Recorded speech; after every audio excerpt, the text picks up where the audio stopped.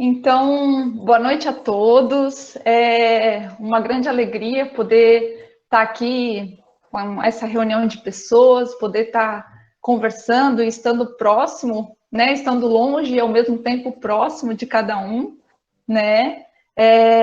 Agradeço a Célbra pelo convite e pela oportunidade de estar com você, conversando aqui hoje. Então, meu nome é Luísa, eu sou celíaca e tive meu diagnóstico há 10 anos. E desde então que eu venho aprendendo e convivendo com a doença celíaca.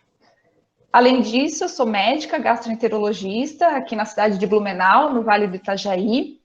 E para mim é uma grande satisfação falar sobre doença celíaca. Em primeiro lugar, porque ela é o meu convívio diário, né? E em segundo, porque a gente falando e divulgando sobre a doença celíaca, que a gente acaba conseguindo atingir o maior número de pessoas e acaba aumentando a chance de muitas vezes diagnosticar aquela pessoa que tem a doença celíaca, mas que muitas vezes não sabe, não tem o diagnóstico, né? Um outro ponto bem importante, que é o que a gente vai falar hoje na palestra, e que eu quero divulgar mais, é sobre a importância do acompanhamento desse paciente celíaco depois do diagnóstico. Muito se fala sobre os desafios para fazer diagnóstico, para chegar ao diagnóstico da doença celíaca, mas eu acredito que ainda pouco se fala sobre a importância desse acompanhamento depois do diagnóstico. E é isso que a gente vai conversar hoje. Fiquem à vontade para fazer perguntas, se tiver alguma coisa pertinente, podem mandar. No final também a gente vai ter um espaço para conversar, para compartilhar a experiência, né? E para tirar as dúvidas também. Então, começando, eu sei que tem muito celíaco já de estrada aqui na reunião, mas eu acho sempre importante a gente conversar um pouquinho sobre o que é a doença celíaca, né? Então, o termo técnico da doença celíaca é uma doença autoimune de comprometimento sistêmico que ocorre em pessoas geneticamente predispostas, sendo desencadeada pela ingestão do glúten. Essa definição de começo parece muito complexa, mas vocês vão ver que no decorrer da aula a gente vai conseguir entender cada pontinho, cada detalhe dessa definição. Muitas pessoas, erroneamente, acreditam que a doença celíaca é uma doença rara, mas a doença celíaca não é uma doença rara. Ela, na verdade, é pouco diagnosticada. Estudos mostram que ela comete cerca de 1% da população mundial. O que significa isso? Que 1 em cada 100 pessoas é celíaco. Só que apenas 15% dos pacientes têm realmente o diagnóstico.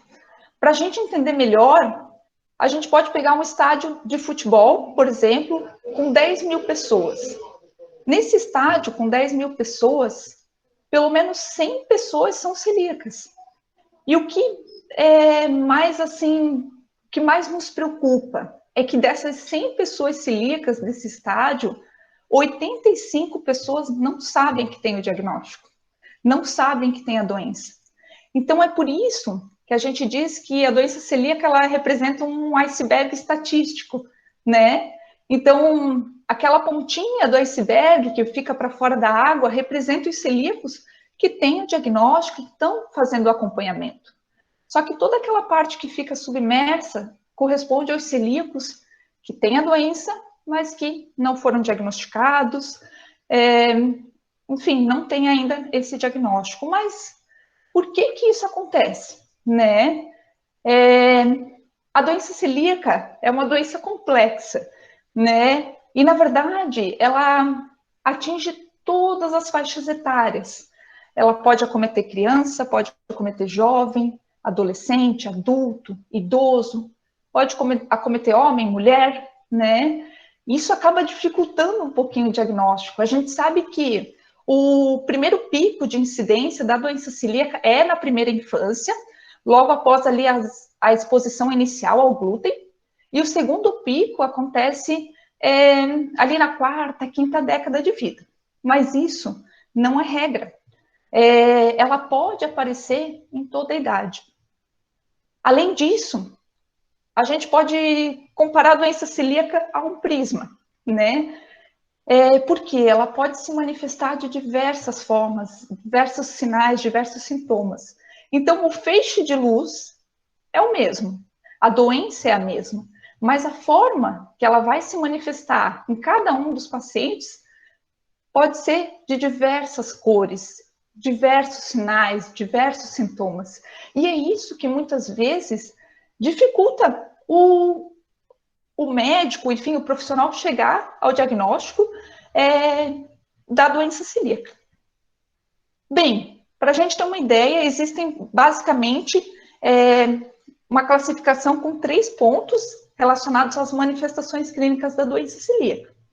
A chamada manifestação clássica, que corresponde a menos de 50% dos pacientes, e aquela que a maioria das pessoas de fora acham que todo celíaco vai ter esses sintomas, que são diarreia crônica, perda de peso, retardo do crescimento. Então, muita gente acha que a doença celíaca vai ser sempre aquela criança, aquele adulto que sempre está com diarreia, que sempre está com baixo peso, que não cresce, mas isso corresponde a menos de 50% dos pacientes. E no decorrer das décadas, a doença celíaca vem se manifestando cada vez mais de uma forma que a gente chama não clássica. O que é isso? É a doença celíaca manifestada em outros sintomas. O sintoma mais comum da forma não clássica é a anemia relacionada à deficiência de ferro. Minha manifestação inicial da doença celíaca foi uma anemia crônica que sempre estava ali e que depois de um tempo eu fui realmente descobrir que era decorrente da doença celíaca. Além disso, outras manifestações da forma não clássica são deficiência de vitamina B12, ácido fólico. Alguns pacientes podem apresentar sintomas abdominais mais inespecíficos, como constipação, dor, desconforto na barriga. Outros pacientes podem ter só uma fadiga crônica, um cansaço, ou uma dor de cabeça recorrente. Alguns ainda podem ter doenças ósseas, né, na forma de osteopenia, osteoporose. Muitas vezes, o próprio dentista pode suspeitar da doença celíaca quando ele vê aquela criança que tem um defeito no esmalte dentário, como a gente vê ali na foto, ou que tem aftas na boca recorrente. Muitas vezes também a doença celíaca pode se manifestar mais tarde, em casais que estão tentando engravidar e não conseguem. A doença celíaca pode se manifestar na forma de infertilidade, né? Além disso, em casos mais graves, pode se manifestar na forma de doenças malignas, né? Chamadas neoplasias, e sintomas relacionados a outras doenças autoimunes, que a gente vai falar um pouquinho mais para frente. A doença celíaca também tem uma série de manifestações cutâneas, que a gente chama. Então, ela pode se manifestar na forma de eczema, urticária, psoríase, e na forma da dermatite herpetiforme, que é a doença celíaca na pele, né? Que são essas fotos que eu coloquei ali. Então, a dermatite herpetiforme, ela é específica da doença celíaca, né? E ela se manifesta com pápulas e vesículas que apresentam bastante coceira. Além disso, além de todos esses sintomas, a doença celíaca ainda pode se manifestar na forma de sintomas neurológicos. Então, 10 a 22% dos pacientes podem apresentar a doença na forma de uma doença neurológica. E muitas vezes, essa manifestação vem sozinha. Não necessariamente esse paciente com um sintoma neurológico tem que ter sintoma gástrico também. Não. O sintoma neurológico mais característico da doença celíaca é a chamada ataxia celíaca, que é quando o paciente começa a desenvolver dificuldades na marcha, dificuldades de coordenação, dificuldades na fala. certo? Até teve um caso de um neurologista que eu achei muito interessante, ele falando que um dia ele foi atender uma paciente e ela se queixou para ele, ela trabalhava em escritório e tinha que assinar muitos documentos, né? E ela começou a perceber que ela estava perdendo a coordenação para assinar esses documentos, né? E aí, investigando, o sintoma foi progredindo e acabou que o diagnóstico final foi de ataxia celíaca. Além disso, alguns pacientes podem apresentar o que a gente chama de neuropatia periférica, que é a sensação de formigamento nas mãos, nos pés. E um sintoma característico também, que muitos celíacos podem apresentar, é a chamada neblina cerebral. É por isso que eu coloquei ali no slide essa estrada meio nebulosa, né? O que é a neblina cerebral do paciente celíaco? É quando ele apresenta alguns sintomas cognitivos leves, então ele tem uma dificuldade de concentração, uma dificuldade de atenção, um déficit de memória, ou uma dificuldade de se manter focado, ou às vezes até episódios de confusão, de desorientação.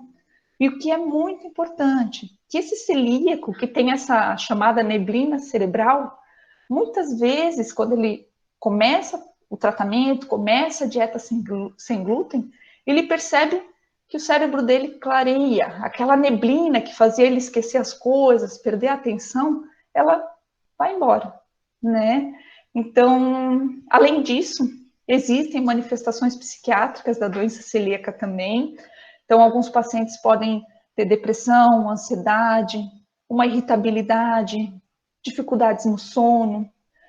Então, a gente pode ver o quanto que essa doença pode manifestar na forma de diversas cores, diversos sintomas, né? E ainda para fechar, a gente vai ter os pacientes que a gente chama de assintomáticos. Esses correspondem a 20% dos pacientes. São aqueles que não têm sintomas. Mas aí a gente se pergunta, mas se eles não têm sintoma, como que a gente chega no diagnóstico? Como é que eles descobrem a doença, né?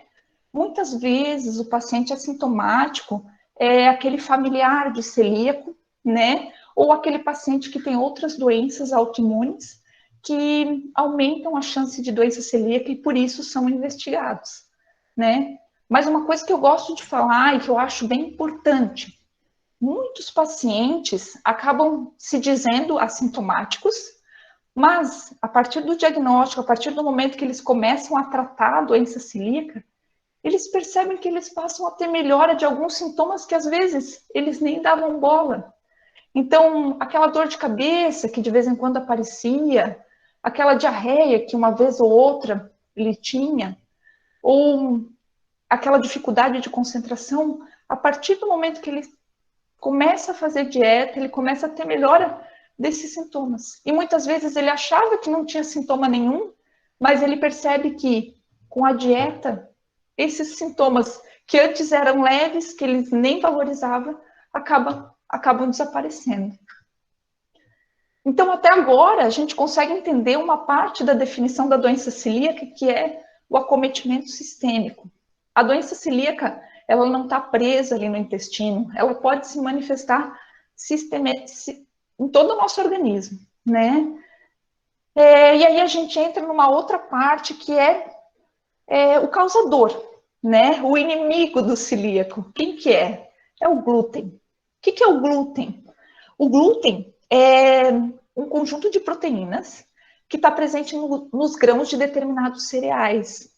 O trigo, a cevada e o centeio, certo? Esse glúten, da palavra do latim, significa cola. Por quê? Porque ele está presente nesses cereais e é ele que confere aquela expansibilidade, aquela maciez para o trigo, para a cevada e para o centeio. É por isso que o pão de trigo é tão macio, é tão fofinho. É graças ao glúten, que é o conjunto dessas proteínas que conferem a ele essa maciez. É por isso que o glúten é tão adorado na panificação, né? Mas o que acontece que esse glúten agride o organismo do celíaco? Bem, para a gente entender, essa foto é um pouquinho complexa, mostra a fisiopatologia da doença celíaca, Mas para a gente entender, para um paciente ser celíaco, ele precisa ter uma alteração genética. Ele precisa ter um gene alterado. Se o paciente não tem esse gene alterado, ele não tem doença celíaca.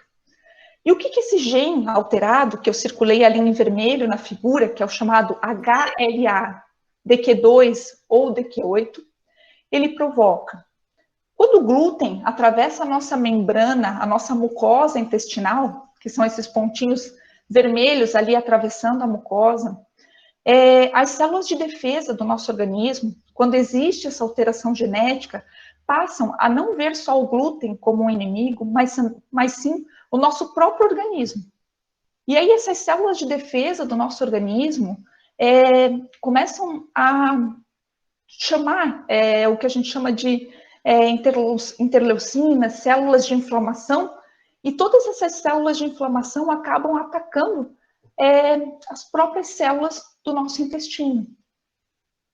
Além disso, as células de inflamação acabam induzindo o nosso organismo a produzir anticorpos. Que anticorpos são esses? É a antigliadina, o anti-endomísio e a antitransglutaminase. São anticorpos que vão lutar contra as próprias células do nosso intestino. Mas uma coisa interessante é que esse anticorpo, ele não vai ficar restrito à mucosa do nosso intestino, não. Ele é jogado na corrente sanguínea e ele passa a circular por todo o nosso organismo. E isso acaba atacando outros órgãos. É por isso que a doença celíaca tem maior chance de estar associada a outras doenças autoimunes. E aí, o que acontece? Toda essa confusão, toda essa inflamação no nosso intestino, no intestino do celíaco, né? O que provoca? Ali na foto a gente consegue ver bem o intestino normal e o intestino de um celíaco.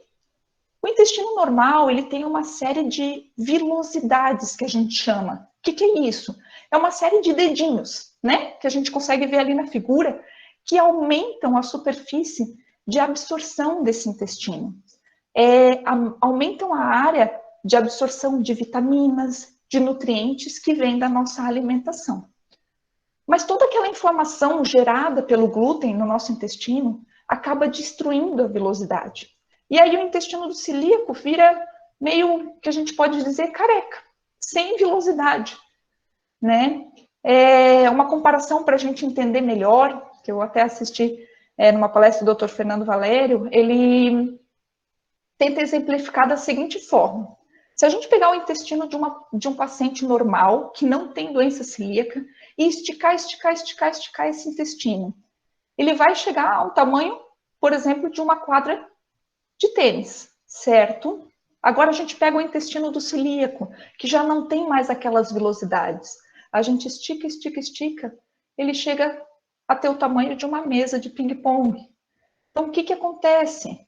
Qual o intestino que vai absorver mais nutrientes? Qual o intestino que tem mais área para absorver vitaminas? É óbvio que é o intestino que está cheio de vilosidades.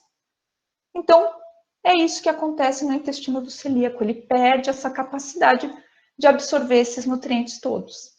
E aí, como é que a gente faz o diagnóstico? Não é o foco da nossa aula, mas só para falar por cima. A gente precisa da clínica, da suspeita, certo? Da sorologia, que é o quê? Que é a presença dos anticorpos, né? Só que é importante a gente destacar que os anticorpos negativos não afastam completamente a doença celíaca.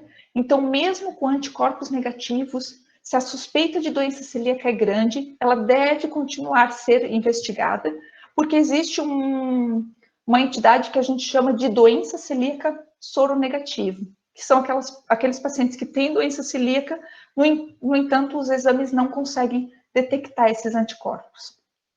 E o terceiro ponto é a biópsia, que é o exame que a gente faz através da endoscopia. E aí, o que a gente vai detectar nessa biópsia? É a atrofia do intestino, é a perda dessas vilosidades. Então, voltando para a nossa definição de doença celíaca, o que a gente entende? Então, é uma doença autoimune, ou seja, é o nosso próprio organismo lutando contra nós mesmos. de comprometimento sistêmico, ou seja, ela não está só ali no nosso intestino, ela pode acometer uma série de órgãos que ocorrem em pessoas geneticamente predispostas, então, são aqueles que têm a alteração genética, sendo desencadeada, então, pelo nosso inimigo, que é o glúten. Então, assim, a doença celíaca, ela é uma doença crônica. Até o momento, a gente não tem cura para a doença celíaca, mas a gente tem tratamento, e esse tratamento necessita de um acompanhamento clínico. Mas por quê? Porque os pacientes com doença celíaca têm que ser acompanhados. Atualmente, a gente sabe que o único tratamento eficaz para a doença celíaca é a retirada completa do glúten da dieta. Mas isso não é uma tarefa fácil. O celíaco, ele não vai tirar da dieta o glúten por um dia, uma semana, um ano. Não, essa dieta sem glúten é para a vida toda. E isso acaba tornando esse tratamento da doença celíaca difícil, né? Exige educação, exige disciplina, exige principalmente motivação. E devido a esses requisitos básicos, é importante que o celíaco mantenha o acompanhamento, principalmente para manter a sua motivação e, ao mesmo tempo, avaliar se realmente essa dieta, esse tratamento da doença está sendo efetivo, está curando não, está controlando a doença. Bem, e por que a dieta sem glúten é tão importante para o celíaco? Em primeiro lugar, porque ela vai proporcionar uma melhora significativa dos sintomas, né? Vai promover a normalização dos anticorpos e da atrofia do intestino. E principalmente, esse é o ponto mais importante, que eu falo principalmente para aqueles celíacos que não têm sintomas. Por que eu vou fazer a dieta, ele me pergunta, se eu não tenho sintoma nenhum? Principalmente porque é através da dieta sem glúten que a gente vai reduzir o risco de complicações nutricionais, vai diminuir a chance do desenvolvimento de outras doenças autoimunes e diminuir o risco de desenvolvimento de tumores malignos. Um estudo feito na Itália mostrou que a mortalidade dos pacientes celíacos é o dobro da mortalidade da população geral. E isso está relacionado principalmente às complicações. Nesse estudo, a principal causa de mortalidade foram as doenças malignas, né, principalmente o linfoma não Hodgkin, e um dos principais fatores relacionados à piora desse desfecho, né, ao aumento do risco de mortalidade, foi a baixa adesão à dieta. Além disso, outros estudos mostram aumento de morte relacionado à doença cardiovascular, à doença pulmonar. Então, assim, mas claro, não vamos desanimar, porque todos esses desfechos ruins estão relacionados principalmente à doença celíaca não tratada, certo? Estudos mostram que após os primeiros anos do diagnóstico e da instituição da dieta sem glúten, ocorre uma diminuição importante do risco de desenvolvimento dessas doenças malignas. Bem, então, a gente sabe qual é o tratamento da doença, né? Mas por que muitas vezes é tão difícil de seguir esse tratamento? Porque a dieta sem glúten, ela tem alguns empecilhos, que são, em primeiro lugar, é uma dieta com maior custo, né? Ainda os produtos sem glúten têm um custo mais elevado que os outros produtos. Ela pode ser de difícil segmento, principalmente porque alguns produtos acabam gerando incerteza se contém ou não contém glúten, principalmente aqueles suplementos, medicamentos, produtos de higiene, né? E também pelo potencial risco de contaminação que existe nessa dieta. A gente vai explicar um pouquinho mais depois o que é essa contaminação, né? E além disso, a dieta sem glúten acaba podendo ser, né, socialmente restritiva, ou seja, muitas vezes o celíaco ele pode deixar de sair com os amigos, comer, deixar de ir num restaurante. Por quê? Pelo risco que o glúten causa na saúde desse celíaco, né? Por isso que os estudos mostram que existe uma baixa satisfação do paciente celíaco em relação ao tratamento, à dieta sem glúten. E como resultado, o que a gente tem? Muitos pacientes celíacos que acabam não seguindo a dieta de forma ideal, de forma correta, certo? E aí que entra a importância de a gente manter esse acompanhamento. E como é que a gente faz esse acompanhamento? É ideal que ele seja feito com uma equipe de médico, nutricionista, psicólogo e associação e grupos de celíacos que vão promover todo o apoio e toda uma educação continuada relacionada à doença celíaca. Existem alguns guidelines que orientam como é que deve ser feito esse segmento, né? Esse eu peguei do guideline europeu, então, como que deve ser feito o acompanhamento do paciente celíaco? Inicialmente, a primeira consulta, que é a consulta do diagnóstico, que é quando ele descobre que é celíaco. Depois, em 3 meses, 6 meses e 12 meses, certo? Aí, conforme for a evolução, a doença estando estável, o celíaco já bem adaptado com a dieta, essa consulta pode passar a ser anual. E o que a gente faz nessa primeira consulta, na consulta do diagnóstico? Ah, legal. Deixei aqui antes um link de um checklist que eu achei bem interessante para celíacos. Pena que ele está em inglês, mas ele coloca todos os exames e o acompanhamento que tem que ser feito no momento do diagnóstico e nessas outras consultas de acompanhamento. Deixei o link aí depois, se quem quiser acessar, é bem interessante, bem legal. E voltando, então, na primeira consulta, inicialmente, o médico tem que fazer uma avaliação clínica, ver como é que está a saúde desse celíaco. Então, a gente tem que verificar a absorção do intestino, verificar as deficiências de nutrientes. Então, vai ser feita uma série de exames para avaliar como que está a nutrição nossa, né? A nutrição desse paciente celíaco. Então, como o intestino do celíaco não absorve os nutrientes da forma que tem que absorver, acaba que o risco de deficiências nutricionais é grande. As principais vitaminas e nutrientes que estão deficientes no celíaco são o ferro, em primeiro lugar, ele pode estar presente em 80% dos celíacos no diagnóstico. A vitamina B12, que pode estar presente em até 41% dos pacientes no momento do diagnóstico. O zinco, ácido fólico, o cálcio e a vitamina D, que estão muito associados à parte da saúde óssea, né? Então, todas essas vitaminas, todos esses minerais têm que ser avaliados nessa primeira consulta. Além disso, muito importante, tem que ser avaliado a presença de outras doenças autoimunes associadas. Para a gente ter uma ideia, a população geral tem uma incidência de doença autoimune de 3%. No paciente celíaco, essa chance aumenta para 30%. Então, aquele paciente que diagnosticou a doença celíaca, por exemplo, com 20 anos, a chance de ele ter, além da doença celíaca, outra doença autoimune associada é de 30%, é alto. E é por isso que na consulta de avaliação, a gente tem que procurar outras doenças associadas.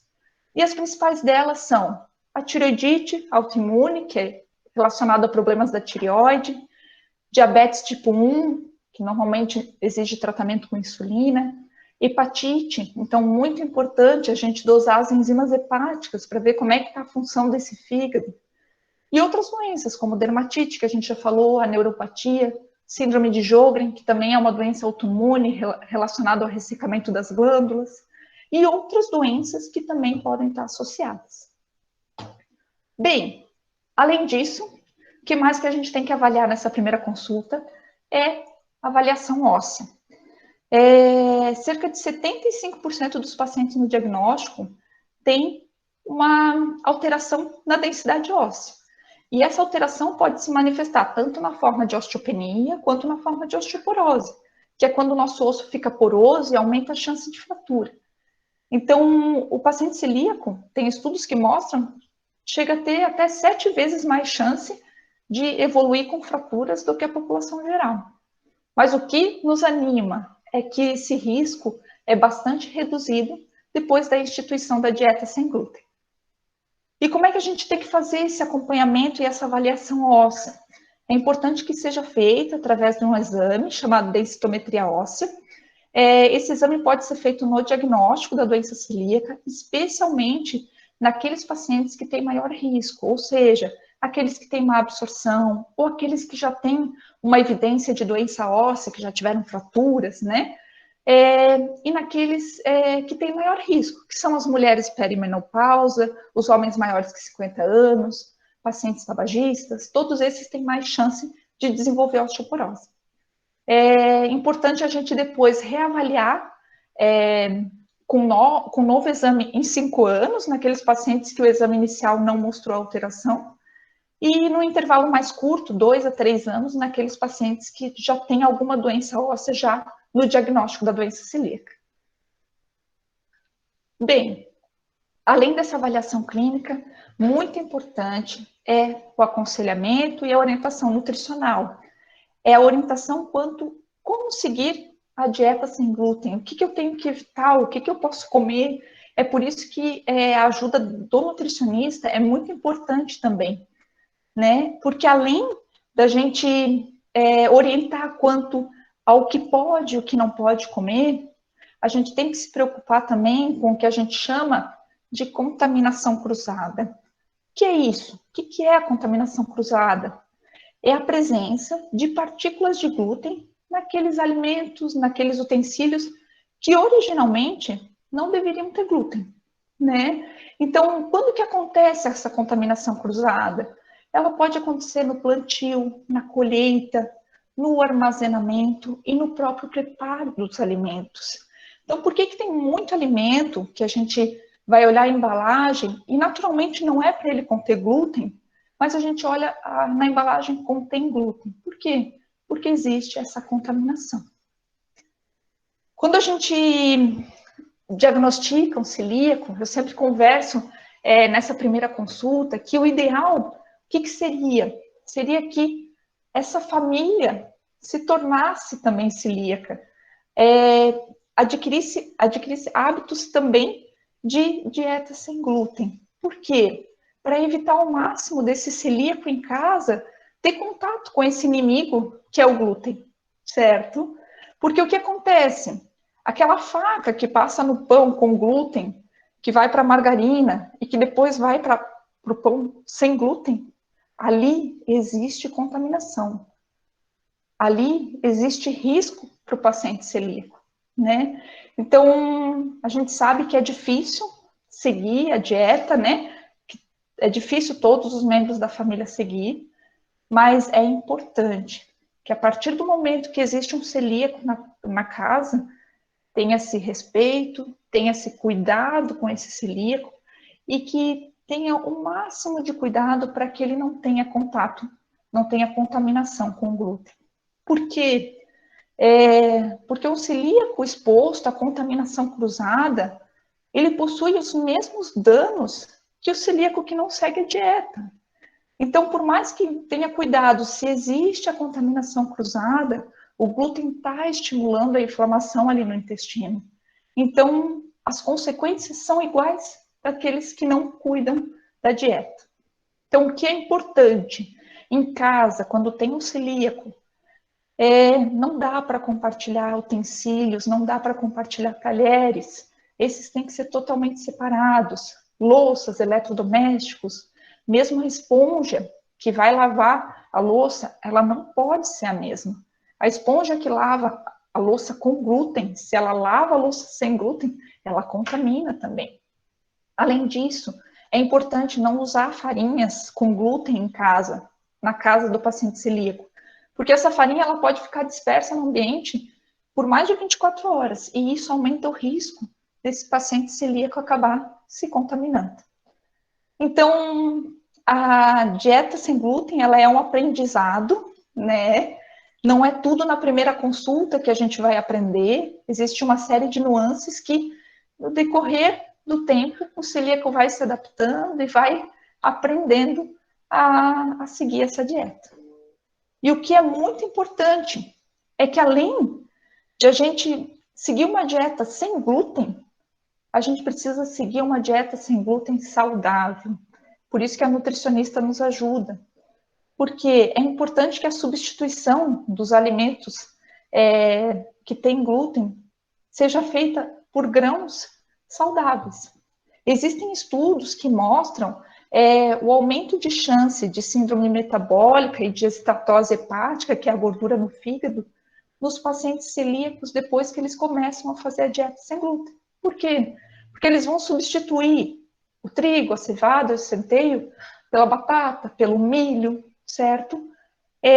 Só que é importante que essa substituição seja feita com grãos saudáveis, grãos que mantenham a qualidade nutricional dessa dieta, certo? Bem, além disso, chegamos num ponto importante, que além de a gente avaliar o celíaco, a gente tem que ficar de olho nos familiares. Como a gente falou, a doença celíaca é uma doença genética. Ela está relacionada à alteração no gene.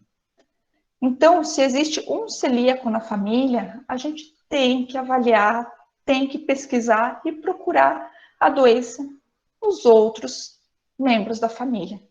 A prevalência de doença celíaca nos parentes de primeiro grau é de em torno de 10 a 12%, certo? E o que é importante é que essa avaliação, essa pesquisa, tem que ser feita independente de sintomas.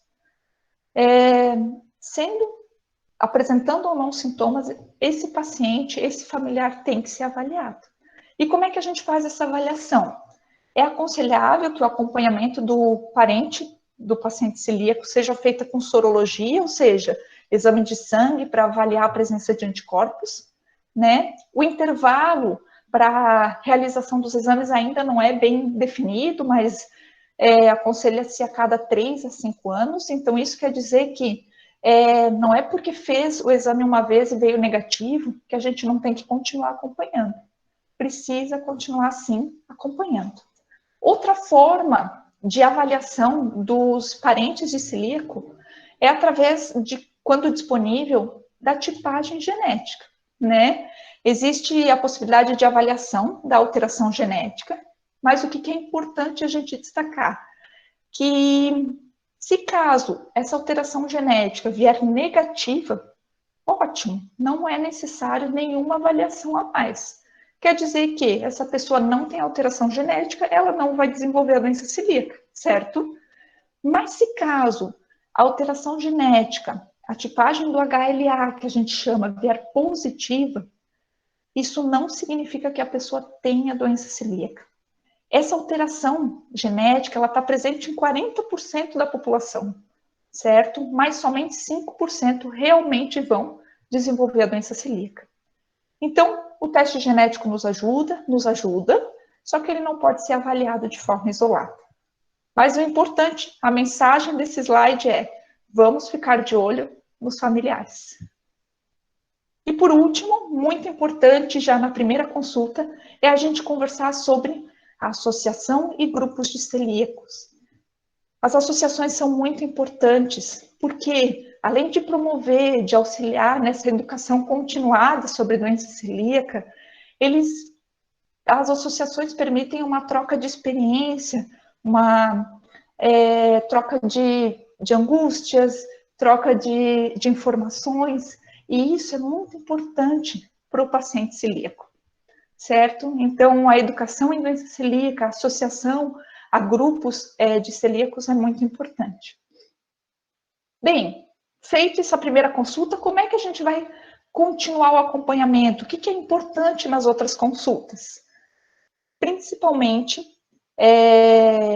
avaliar se essa dieta está sendo feita de forma correta, certo? Se essa dieta, se todo esse cuidado que a gente tem no dia a dia está sendo efetivo, se está melhorando os nossos anticorpos, se está melhorando a cicatrização do intestino, né? Então, em primeiro lugar, na consulta de 3, 6 meses e 12 meses, a gente avalia principalmente os sintomas. Se o paciente tem melhora dos sintomas, ótimo, isso é bom sinal. Mas isso não é indicativo de que a doença está controlada. Por isso que é importante que nessas consultas de acompanhamento seja feita a avaliação dos anticorpos, a pesquisa da sorologia. E como é que a gente vai avaliar isso, certo? Caso esses anticorpos estejam em queda na consulta de 3 meses, de 6 meses, é um bom sinal, é sinal de que o organismo está se recuperando, certo? É sinal de que toda aquela reação de anticorpos está diminuindo, certo? Agora, se a gente percebe que nas consultas de acompanhamento o anticorpo está sempre positivo, ou esse anticorpo está com os valores crescentes, é sinal de que alguma coisa não está certa. É sinal de que pode existir contaminação ou esse paciente está ingerindo glúten. E aí que a gente tem que agir.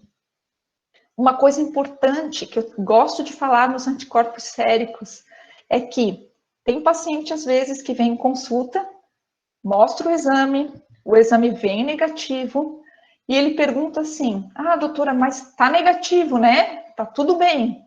E a gente percebe que muitas vezes esse celíaco tá dando a escapadinha, né? Às vezes está comendo glúten. O que acontece?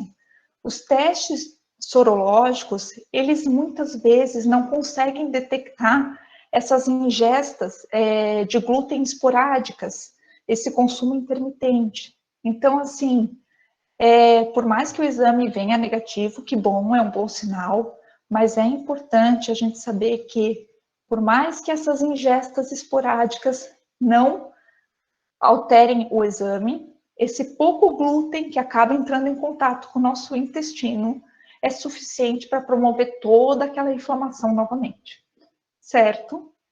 E aí, além dos anticorpos e a biópsia, precisamos repetir a endoscopia? Muitos pacientes acabam tendo uma resposta mais lenta.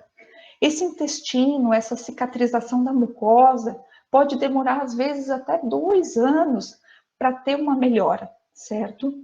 Então, não existe um consenso sobre repetir ou não a endoscopia já no primeiro ano, certo? Mas é importante a gente destacar que muitas vezes, por mais que o celíaco está acompanhando, está fazendo a dieta correta, ele vai lá, repete a endoscopia, essa endoscopia ainda não mostra cicatrização completa, calma, não é para ficar também frustrado, vamos continuar cuidando, a gente tem que dar tempo ao organismo também para se recuperar, né? O organismo estava exposto ao glúten por anos, certo? Anos esse glúten estava inflamando o intestino. Então não vai ser de um dia para o outro que a gente vai cicatrizar completamente essa mucosa. Existem alguns pacientes que realmente têm que repetir a endoscopia em um ano, que são principalmente aqueles que persistem com sintomas, mesmo com controle da dieta, e aqueles em que, lá no diagnóstico, eles já tinham uma sorologia negativa. Então, como a sorologia deles já era negativa, a gente não consegue acompanhar através dos anticorpos. E aí tem que acompanhar com a endoscopia.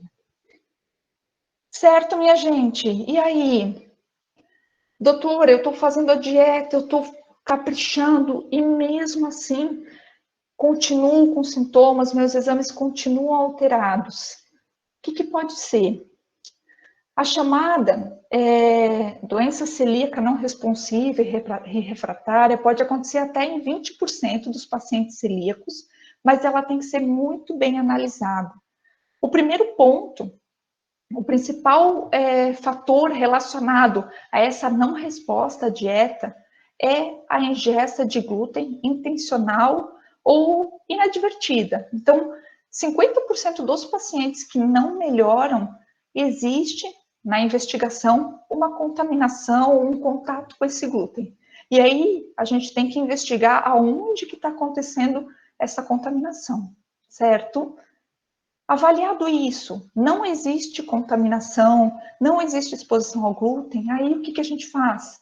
A gente investiga com nova endoscopia, que ali nesse fluxograma está representado pela terceira etapa. A gente repete a endoscopia, o paciente tem sintomas, mas a endoscopia está bem, a gente tem que investigar outras doenças associadas. Nem tudo no celíaco é culpa do glúten. Claro que a gente tem que avaliar se a doença está controlada, se não está. Mas se a biópsia mostra que o duodeno está cicatrizado, a gente vai pensar em outras doenças que possam estar relacionadas, que são síndrome do intestino irritável, supercrescimento bacteriano, intolerância alimentar, à lactose, à frutose, insuficiência pancreática exócrina, colite microscópica, que são outras doenças que podem aparecer concomitante à doença celíaca. E aí, se a gente repete a endoscopia e ainda tem atrofia, a gente pode pensar em uma forma mais rara da doença, que é a chamada doença celíaca refratária. Ela corresponde a menos de 1% dos pacientes celíacos, certo? E existem basicamente a tipo 1 e a tipo 2. O que a gente precisa saber? A tipo 1 é aquele paciente que ainda tem sintomas, mas não é grave, certo? Prognóstico bom, vai evoluir bem. A tipo 2 é aquele paciente que tem sintomas, mas que é grave, que a chance de desenvolver doenças malignas, como o linfoma, é alta. Então, a tipo 2 é a que mais nos preocupa e que muitas vezes exige tratamento específico. Mas o que a gente conclui é que a porcentagem das pessoas que apresentam essa doença celíaca refratária tipo 2 é baixa, certo? Bem, partindo então, a gente sabe que a dieta sem glúten é difícil, e devido a essas dificuldades, existe uma série de estudos, uma série de pessoas boas que estão procurando alternativas para um tratamento alternativo para a doença celíaca. Existe uma série de drogas que ainda estão em estágios de desenvolvimento, mas atualmente a dieta sem glúten é a principal opção de tratamento para o paciente celíaco. Então, o que é importante? O que eu deixo de mensagem para nós celíacos já de estrada e os celíacos que estão descobrindo agora e conhecendo agora a doença celíaca, é que no momento do diagnóstico, tudo parece muito difícil, parece que nossa vida vai mudar e que isso vai ser muito difícil, mas calma, serenidade, um bom acompanhamento com médico, com nutricionista, com psicólogo, um bom controle dentro de casa, a não contaminação do glúten, a ajuda de familiares, de amigos é importante. Então, é importante que quando a gente faz o diagnóstico, a gente converse com os familiares, converse com os amigos sobre a importância e os efeitos que o glúten trazem para a nossa saúde, né? Para a saúde do celíaco. E muito importante, você não está sozinho, tem que pensar isso. Existe o grupo de apoio, existem as associações de celíacos, em que a gente pode trocar experiência, pode aliviar angústias. Então, com serenidade, com persistência, tudo vai dar certo, né? Então, o que eu digo? Que a doença celíaca, ela é crônica, ela é difícil, ela pode ser feroz, né?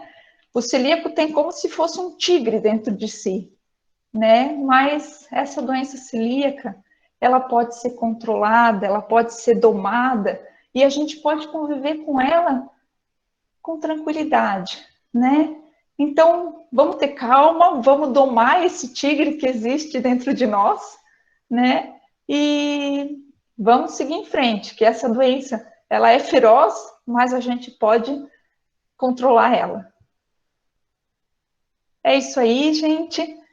Agradeço a atenção de todos, espero ter trazido informação nova, espero ter ajudado de alguma forma. Vou deixar o meu contato aqui, que tiverem de dúvidas, se quiserem mandar, eu fico bem à disposição aí agora para a gente conversar.